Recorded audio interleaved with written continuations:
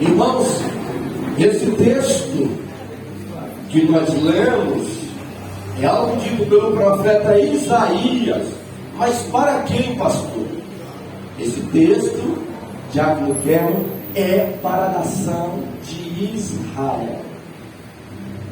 O profeta Isaías estava dizendo, inspirado, Deus estava usando o profeta Isaías para falar para a nação de Israel, que faria uma coisa nova na nação. Israel, vocês sabem que é a nação amada, escolhida e eleita de Deus. Para quê, pastor? Para representar Deus neste mundo, na face da terra. Quer dizer, Deus escolheu a nação de Israel desde Abraão, iniciou com Abraão, e Deus escolheu com um propósito. Eu me lembro de Provérbios 16, quando Salomão disse que Deus faz tudo com propósito. Então Deus escolheu Israel, Rodrigo, com propósito. Você que é um escolhido de Deus, você que Deus separou, Deus te escolheu e te separou com propósito. Porque Deus não escolhe, não separa ninguém sem ter propósito. Assim era a nação de Israel. E se nós formos olhar no currículo, na história desta nação escolhida por Deus, nós vamos ver tantos feitos, tantos milagres, Solange, tantas maravilhas, tantas vitórias que Deus fez na nação que Ele escolheu. Eu acredito que se eu fosse dar oportunidade para você que é escolhido, para você que Deus elegeu, para você que Deus separou, você também teria muitas experiências para contar aqui. Você diria muitos feitos, muitos milagres para os irmãos do que Deus tem feito na sua vida. E, por exemplo, nós vamos ver que a nação de Israel, ela teve muitos feitos, muitas maravilhas, muitos sinais, muitas vitórias que Deus deu para essa nação. Porque assim, quando Deus escolhe, quando Deus elege, quando Deus separa, Deus faz maravilhas na vida dos mesmos. Nós vamos ver que Deus, o texto, a Bíblia vai dizer que Deus abriu um mar para essa nação passar a pé seco. Nós vamos ver que esse povo que Deus escolheu, elegeu e separou, Deus alimentava este povo. E se nós formos buscar no currículo, na história de Israel, nós vamos ver Deus alimentando esta nação com cordonizes, irmãos. Uma vez Israel queria comer carne. Deus falou: vocês querem comer carne? Eu vou enviar carne para vocês. Foi tanta carne que Deus enviou, foi tanta fartura e com tanta abundância, que está escrito nas Escrituras a experiência que este povo teve para com Deus. Não só cordonizes, Deus sustentava este povo diariamente, enviando, Andréia, maná dos céus. Sabe por quê? Porque quando Deus elege, quando Deus escolhe, quando Deus separa, Eliana, Deus Ele cuida, Deus Ele sustenta, Deus Ele mantém. Mas a nação de Israel, nós vamos ver que na sua história, Deus alimentava, mas Deus também saciava esse povo quando estava no deserto, quando estava com sede, mas não tinha água, pastor, para Israel beber. Aí sabe o que Deus fazia?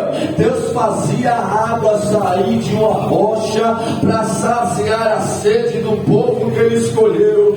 Não só a água da rocha, mas Deus transformava água salobra em água potável para o povo dele beber. Porque Deus, Ele não só alimenta, mas como ele sacia a sede daquele que ele escolhe, que ele elege e que ele ama. Não só alimentava e saciava, mas Deus também protegia a nação de Israel. Se nós olharmos no currículo, na história dessa nação, nós vamos ver Deus protegendo este povo, Deus guardando este povo, como pastor, enviando anjos para guardar e proteger a sua nação.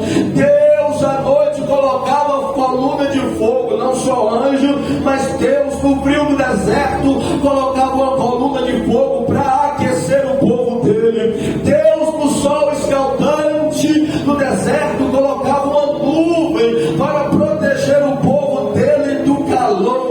Sabe por quê? Porque além de Deus alimentar quem ele escolhe, além de Deus saciar quem ele separa, Deus protege quem ele elege. Aleluia! Mas não só saciava, alimentava e protegia, como Deus dava vitória a Israel mediante os seus embates, mediante as suas lutas, mediante as suas batalhas, mediante as suas guerras. Deus, para dar vitória a este povo, Deus, irmãos, mandava chuva de pedra do céu. Olha, Deus olhava para a nação dele, estava em perigo, os inimigos eram muitos. Deus mandava chuva de pedra do céu para dar vitória a Israel. Não só mandava chuva no currículo, na história da nação de Israel está também registrada que Deus parava a terra para dar vitória à nação que ele escolheu, que ele elegeu, que ele separou. É assim que Deus faz com que ele escolhe, ele alimenta, ele sacia, ele protege, mas ele dá vitória àquele que ele escolhe, mediante os embates, mediante as lutas desta vida. E se eu fosse indagar você se sente um escolhido de Deus, você se sente uma separada do Senhor, eu creio que você diria sim, pastor, eu tenho certeza de que Deus me escolheu, eu tenho certeza de que Deus me separou. Então descansa, porque quem ele escolhe separa, ele protege, ele alimenta, ele sacia e dá vitória.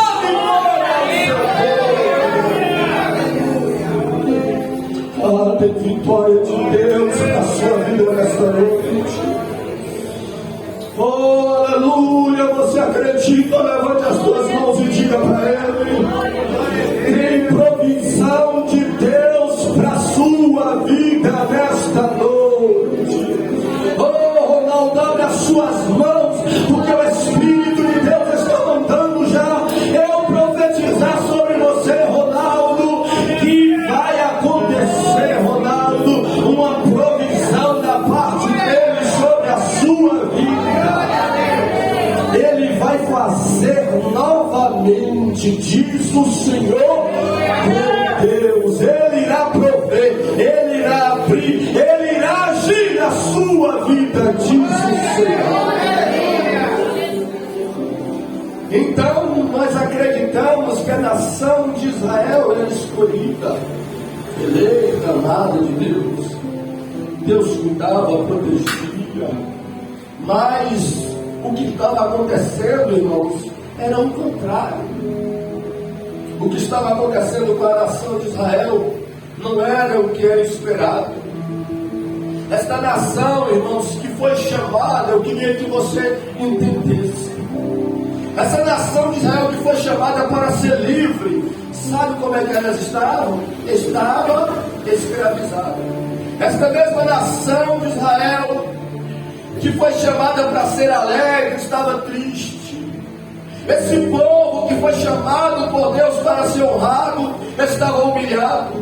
Esse povo que era para ser temido, um povo que seria forte, estava fraca, estava não animada. Deus chamou para ser animada, mas estava abatida.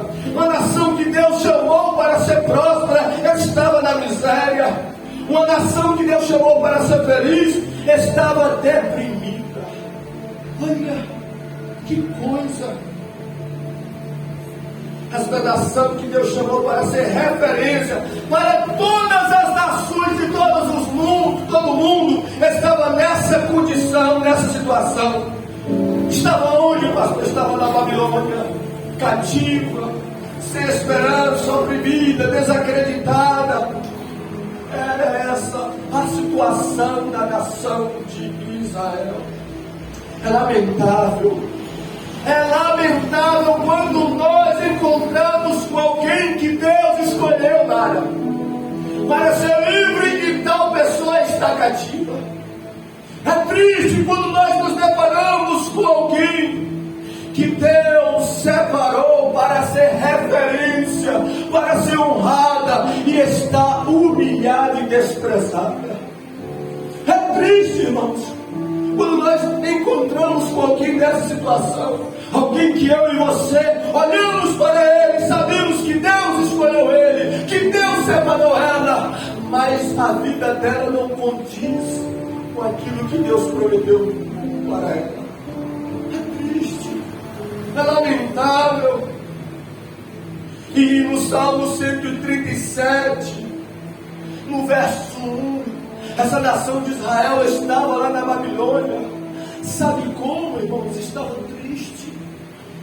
Os babilônicos pediam a eles assim: olha, cante aí, Israel, um louvor para o Deus de vocês.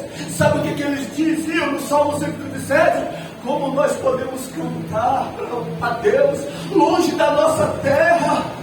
Eles pegavam as harpas deles e penduravam nas árvores, desmotivados, tristes, abatidos, porque estavam sob o jugo de uma nação inimiga, distante da cidade, distante do templo, distante da presença de Deus. E quem, pastor, era o culpado disso que está acontecendo com essa nação que é escolhida e separada de Deus? Quem era o culpado de Israel, escolhida e separada, está passando por isso? Aí nós vamos ver no Salmo de número 81. O salmista, ele vai dizer assim no verso 11: olha o que Deus vai dizer: mas o meu povo não quis ouvir a minha voz, Israel não me quis. Deus está dizendo: o culpado de um escolhido está sendo escravizado. O culpado de alguém que eu escolhi e separei para ser honrado, ser feliz, e não está sendo, é ele próprio. Israel está passando por isso, sabe por quê? Aí ele diz: mas o meu povo não quis ouvir a minha voz, Israel não me quis. Eu estava dizendo, Cristiano, o culpado sou eu, porque eu que chamei e escolhi eles, e prometi abençoar, fazer deles uma nação feliz, próspera. Eles não quis ouvir mais a minha voz, e nem ouvir a minha voz através dos profetas, como eles distanciaram da minha pessoa. O culpado de muitos escolhidos que você conhece está na condição que está hoje, irmãos. Não é Deus, são eles mesmos, por recusarem ouvir a voz de Deus, por rejeitarem a presença de Deus. A escravidão, o sofrimento, nós vamos ver que era o resultado da rejeição quanto à pessoa de Deus. Deixa eu dizer uma coisa para você que está aqui na bênção, na presença, sendo honrado por Deus, Deus cuidando de você. Nunca deixe de ouvir a Deus. Nunca deixe, não despreze a pessoa de Deus, porque se esse for o caminho de Israel, esse será o caminho de todos aqueles que ignoram a voz de Deus, que desprezam a pessoa de Deus. Então continue amando a Deus, continue dando atenção e ouvindo a sua voz. Nós vamos ver que Israel, nessa condição, irmãos, sabe qual era a condição de Israel lá na Babilônia? Israel estava atrasada, Israel estava ultrapassada, 70 anos no cativeiro da Babilônia. Imagina aí, alguém 70 anos em um cativeiro, oprimida pelo adversário. Qual era a condição da mente dos israelitas, pastor? Eles estavam com um pensamento antigo, eles estavam com um pensamento arcaico. E como é que eles estavam vivendo? Eles estavam vivendo só do passado. Porque assim, quem se distancia de Deus não evolui. Ele, muito pelo contrário, fica atrasado, ultrapassado. A mente fica uma mente atrasada, irmãos. Essa era a condição da nação de Israel. E é por isso, é nesse contexto, que Deus vem e diz assim para eles: eis que farei uma coisa nova. Era nessa situação que Israel estava. E Deus usou o profeta Isaías para falar: olha, vocês que estão vivendo a mesma coisa todo dia, vocês que estão com o mesmo pensamento, ou com o pensamento atrasado, arcaico, eu estou dizendo que chegou a hora, Israel, de fazer uma coisa nova na vida de vocês.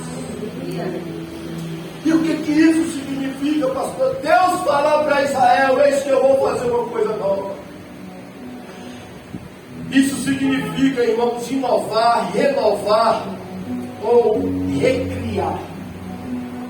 Isso tudo são sinônimos da palavra nova. Então Deus estava dizendo para Israel: olha, Israel, vocês que estão nessa situação, nessa condição, eu vou mudar a situação de vocês. Deus está usando o profeta para dizer: olha, eu vou acabar, Israel, com o sofrimento de vocês. Deus, quando diz eu vou fazer uma coisa nova, Deus estava dizendo: eu vou trazer liberdade para a minha nação. Quando Deus disse, Gilson, farei uma coisa nova, Deus estava dizendo: eu vou transformar a tristeza de vocês em alegria, Israel. Eu vou transformar a derrota de vocês em vitória, a vergonha em honra, a condenação em salvação. Por quê, irmãos? Porque Deus é Deus que faz coisas novas. E quando Deus fez isso na nação de Israel, sabe como é que Israel ficou? A Bíblia vai falar já agora no Salmo de número 126. Olha o que Deus fez na vida de Israel. Eu estou pegando salmos que contam momentos de Israel nesse período. E esse Salmo 126, Israel estava na Babilônia, cativo e oprimido. E lá tinha também outras nações. Irmãos, e naquele cativeiro da Babilônia, é como uma nação dissesse para outra assim: olha, ninguém nunca vai sair daqui. Ninguém nunca vai tirar nós daqui, porque a nação da Babilônia é poderosa. Não existe ninguém para tirar nós daqui. É como se alguns presos estivessem conversando na cadeia e um dissesse para o outro assim: olha, não tem como a gente sair daqui, a gente fugir. Essa prisão aqui é prisão de segurança máxima. Nós vamos ficar aqui até morrer nessa prisão, porque pegamos prisão perpétua. Era nessa perspectiva, uma nação dizendo para outra. Aí Deus fez uma promessa que haveria de tirar eles de lá, que haveria de fazer uma coisa nova na vida deles. Aí o salmista vai dizer quando Deus fez isso. Salmo 126 diz assim: quando o Senhor trouxe-nos do cativeiro, os que voltaram a Sião, estávamos como os que sonham. Ele estava dizendo: quando Deus nos tirou de lá, Deus disse que ia fazer uma coisa nova. Aí ele fez, nos tirou da Babilônia e nos levou para Sião novamente. Mas aquilo estava acontecendo. Mas quando aquilo estava acontecendo, nós estávamos parecendo que nós estávamos sonhando, como se dissesse assim: olha, eu não estou acreditando que isso está acontecendo com a gente. Como se um israelita dissesse para o outro: me belisca aqui para ver se isso é verdade mesmo, se isso que está acontecendo, esse algo que era impossível para nós, esse algo extraordinário está acontecendo nas nossas vidas. Eles estavam dizendo: nós estávamos como que estávamos sonhando. Aí ele vai dizer assim: então a nossa boca se encheu de riso e a nossa língua de cântico. Então se dizia entre as nações: grandes coisas fez o Senhor a estes. Aí as outras nações, o hino, nem eles diziam. Ele está dizendo, e depois que nós caímos na real, entendemos que aquilo foi um feito de Deus, foi uma obra de Deus, e caímos na real, naquele milagre extraordinário. O que aconteceu com eles? A nossa boca se encheu de riso e a nossa língua de cântico. Aleluia. E aí ele diz assim: e dizia entre as nações: grandes coisas fez o Senhor por eles. As nações olhavam e diziam assim: olha, grandes coisas fez o Deus deles por eles. Era o povo de fora que dizia para a nação de Israel, Marinaldo: grandes coisas fez o Deus dele na vida deles.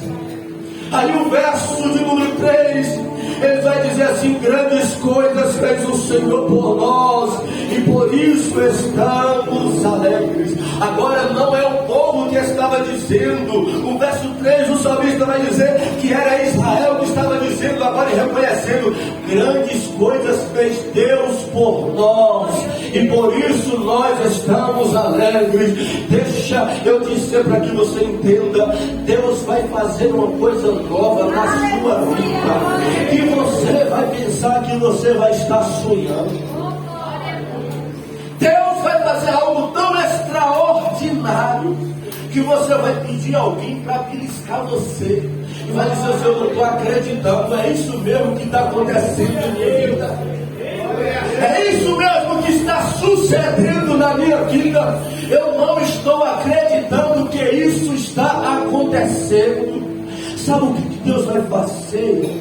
Deus vai fazer uma coisa nova na sua vida, que as pessoas de fora vão começar a dizer ao seu respeito. Pessoas que olhavam para Israel e diziam assim: Wellington, não tem como isso acontecer na vida dele, não tem como isso suceder na vida dela. Mas Deus vai fazer que, como fez na nação de Israel, as outras nações não acreditavam que isso poderia acontecer, e Deus fez, e as nações começaram a dizer: grandes coisas fez o Deus dele. Deus vai fazer uma coisa nova na sua vida, e os Deus vizinhos vão dizer: o Deus dele fez uma coisa extraordinária na vida dele. Os parentes que não acreditam, que perseguem, que até falam: como é que isso?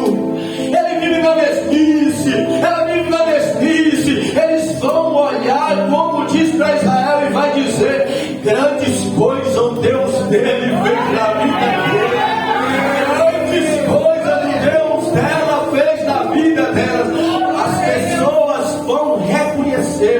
Você vai achar que você vai estar sonhando, as pessoas de fora vão reconhecer. E sabe o que vai acontecer depois de você passar um sono? Depois de que as pessoas reconhecerem, vai acontecer também com você, como o salmista diz: você vai reconhecer diante deste altar, neste lugar, e vai dizer: grandes coisas o Senhor fez por mim. Não, você não vai dizer: grandes coisas eu que fiz, grandes coisas alguém fez por mim, mas você vai reconhecer como Israel reconheceu: grandes coisas fez o Senhor por mim, e é por isso que eu estou alegre. Pessoas vão ter um riso nos seus lábios, sua alma transbordando de alegria, e vão perguntar: que alegria é essa? E você vai dizer como Israel disse no Salmo 126: grandes coisas fez o Senhor por mim. O motivo, quem fez foi Ele, foi o Criador, foi meu Deus, e a razão do meu sorriso, e a razão da minha alegria é o que Deus fez por mim. Aleluia. Deus é o Deus que faz coisas novas, irmãos. E o texto vai dizer: o Senhor diz: eis que faço uma coisa nova. E o nosso Deus é um Deus de coisas novas. Nós vamos ver em 2 Coríntios capítulo 5:17, que a Bíblia diz assim: que aquele que está em Cristo, nova Eu quero frisar essa palavra nova. Nova criatura é. As coisas velhas se passaram e eis que tudo se fez novo. No conceito da palavra novo, existe também a transformação. A transformação. E o texto diz que quem está em Cristo, quem confessa Cristo, quem tem uma aliança com Cristo, passa a se tornar uma pessoa nova. Então, o conceito de novo é também transformação. Deus, Ele faz de pessoas ultrapassadas, de pessoas atrasadas, pessoas novas, pelo poder do Evangelho, aqueles que creem, aqueles que confessam em Cristo Jesus. Então todo aquele que se rende, como você sabe, ele passa a se tornar uma nova criatura. E quem faz isso é Deus, porque Deus é um Deus de coisas novas. Eu fiquei maravilhado em Manhacema ouvindo você falar aqui no início, e ligado para que Deus confirmasse essa palavra. E você, inspirada pelo Espírito de Deus, confirmou quando você disse sobre Pedro, mas algo que eu tinha colocado no esboço aqui, de Apocalipse 21:5, que Deus diz: eis que faço nova todas as coisas. Olha a palavra nova novamente. Deus lá em Isaías diz: eu farei uma coisa nova. Deus faz de pessoas novas, transformando a vida das pessoas, perdoando as pessoas do seu pecado e transformando a mente das pessoas. Mas aqui em Apocalipse 21:5 não diz que Deus transforma as pessoas, diz que Deus faz nova todas as coisas. Pessoas não são coisas. E o texto fala que Deus faz nova todas as coisas. No conceito de novo, está transformar, mas também está no conceito de novo de recriar. E no contexto Deus está falando: eu vou fazer novo os céus e a terra, eu vou recriar. Então Deus que disse para Israel que faria uma coisa nova, é um Deus que faz pessoas novas, perdoando os seus pecados, restaurando a vida das pessoas. Mas Deus é um Deus que faz nova todas as coisas. O Senhor tinha um novo para a nação de Israel. O Senhor, além de fazer daquela nação uma nação nova, Deus também tinha, melhor dizendo, uma nova cidade, um novo lugar, uma nova casa para a nação de Israel. Por quê, pastor? Porque Deus é um Deus que faz nova todas as coisas. Deus tem transformação neste lugar. Deus tem transformação na sua casa e na sua família. Deus vai fazer de pessoas da sua casa pessoas novas. Deus vai transformar vidas. Muitas pessoas vão dizer, aqueles que diziam não tem jeito para ele, não tem jeito para ela, Deus vai fazer dele e dela uma pessoa nova. Mas Deus também faz nas nossas vidas, como fez na vida de Israel, coisas novas. Deus tem coisas novas para fazer na vida de pessoas neste lugar. Deus tem coisas novas para fazer em nossas vidas. Ainda falando de coisas novas que Deus disse para Israel, Lamentações 3, 22, 23, nós até falamos domingo sobre isso, e eu vou ratificar, porque o texto diz que Deus falou assim: olha, as misericórdias do Senhor, elas se renovam, elas são novas a cada manhã. E misericórdias aqui, irmãos, fala de oportunidades. Então Deus, além de transformar as pessoas, fazer de pessoas novas, Deus também faz coisas novas, mas Deus também dá oportunidades novas para as pessoas. Deus estava dizendo: eu vou dar uma nova oportunidade para a nação de Israel. Eu vou tirar do Egito, da Babilônia, e vou dar uma nova oportunidade para eles me servirem, para eles me conhecerem, para eles serem abençoados por mim. Deus é Deus de oportunidade nova. Eu não duvido que Deus está dando oportunidades para você.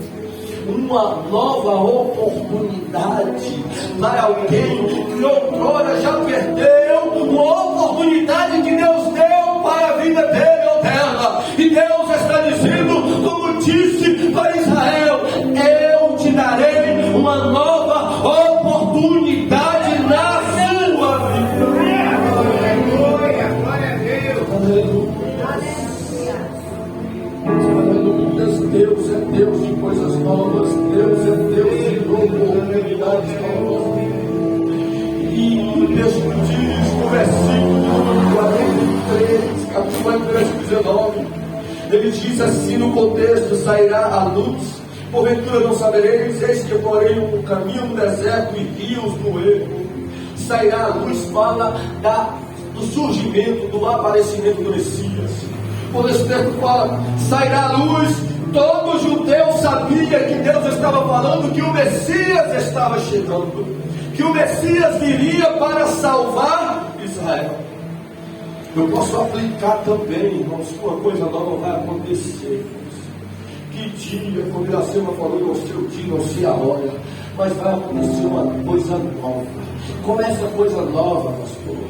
Paulo diz em 1 Coríntios capítulo 15, a trombeta vai tocar. A trombeta vai tocar. Os mortos ressuscitarão primeiro, os vivos serão arrebatados e encontrará com seu Senhor nos ares, e para sempre estaremos com ele. E como Deus disse lá para Israel, usando o profeta Isaías, vai vir uma coisa nova aí, vai sair a luz. Quer dizer, o Messias está chegando, Israel, e o Messias chegou de fato mesmo. Passado muitos anos, o Senhor Jesus veio e nasceu, o Messias veio, e Deus também fará isso novamente, porque o próprio Jesus disse que voltaria. Isso vai acontecer. Jesus a qualquer momento voltará para buscar a sua igreja. A luz vai resplandecer nas trevas. O Salvador voltará para buscar aqueles que foram lavados e remidos no seu sangue. Aquele que é noivo voltará para buscar a sua noiva. Ele não deixará a sua noiva ficar sob o jugo do anticristo, porque Apocalipse 6,17 diz que é chegado o período da tribulação, a ira do Cordeiro. E a ira do Cordeiro não é para sua noiva, a ira do Cordeiro não é para quem serve a ele, a ira do Cordeiro não é para quem adora a ele, a ira do Cordeiro é para quem despreza a ele. Jesus está voltando. Só que o texto diz: eis que farei uma coisa nova, sairá a luz, o Messias voltará. E um caminho no deserto, irmãos. Como é que faz, pastor, caminho no deserto? Como é difícil sair de um deserto, pastor, porque não tem caminho. Mas Deus disse para Israel: olha, vai ser difícil você entender, você sair da Babilônia, você não sabe nem como, Israel, sair da Babilônia, sair desse cativeiro, mas desse deserto, mas eu vou colocar um caminho para vocês. Deus estava dizendo: olha, vocês não sabem como sair da Babilônia, mas eu sei, eu tenho um caminho para o deserto de vocês. Quando Deus disse isso, vou fazer uma coisa nova, Ele está falando: eu tenho um caminho novo para vocês.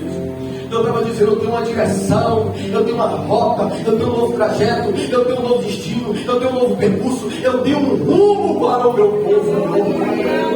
Deus tem uma direção para você. Deus tem uma rota nova para você. Deus tem um novo trajeto para você. Deus tem um novo destino para você.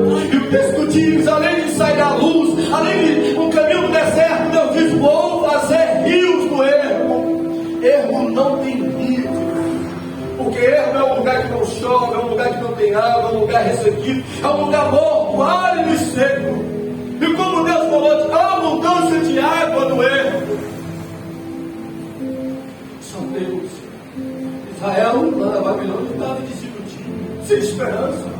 70 anos, irmãos, 70 anos trabalhando, era para adquirir muita coisa. 70 anos, imaginem alguém que entrou na cadeia e ficar 70 anos preso, Marcos César. Essa pessoa, como é que vai sair do presídio?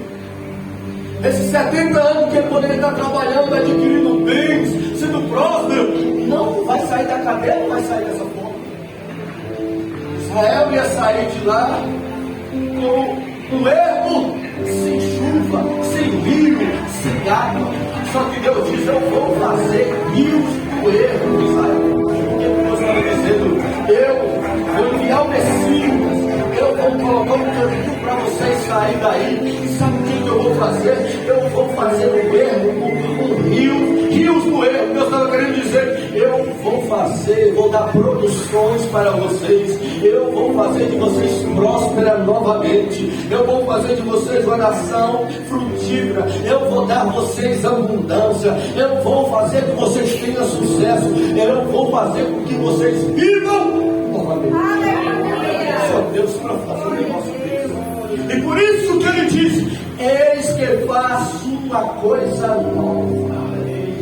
Eu queria que você levantasse as mãos se você acredita nesta palavra de Deus. Está falando conosco nesta noite.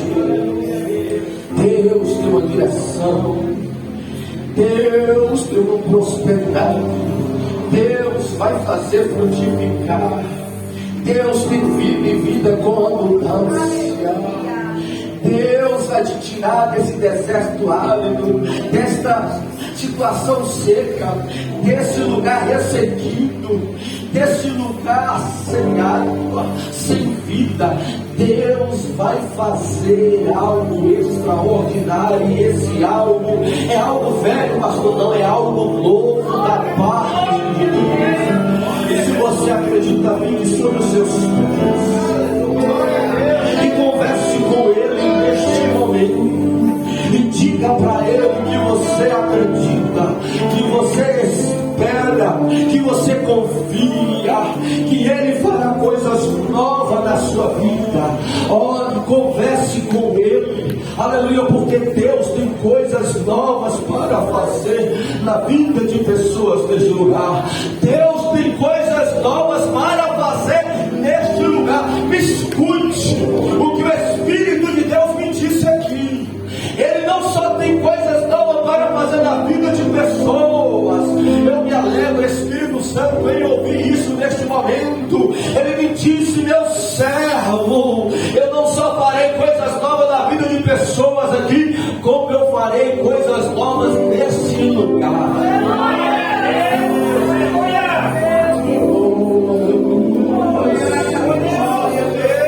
Aleluia, você já pode louvar a Ele, adorar a Ele, exaltar a Ele. Aleluia.